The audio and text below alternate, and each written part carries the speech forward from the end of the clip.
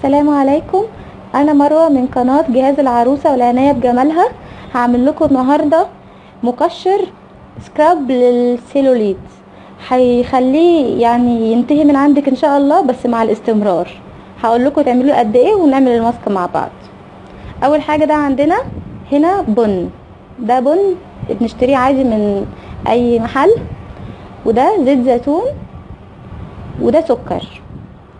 هنعمل ايه؟ هناخد السكر ده هنحطه على القهوه البن اللي عندنا.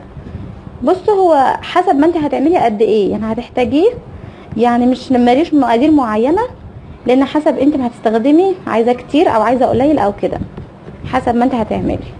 كده عملنا البن، هنحطه على السكر ونحط عليه شويه زيت زيتون. احنا طبعا بعينينا هنحط لحد ما نشوف ان الخليط بقى كويس وبقى ايه، ينفع يتفرد كده على الجسم او على الايد او على اي حاجه.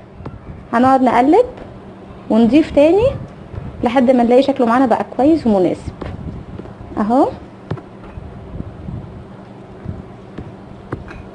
نقلب كويس، هو تقريبا كده بقى حلو معانا. هنعمل ايه بقى؟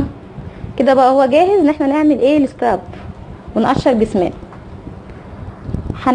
هنعمله على ايدينا او على جسمنا، الحته اللي عندك فيها السيلوليت مثلا كده، ايديكي هتاخدي منه حبه تحطيهم كده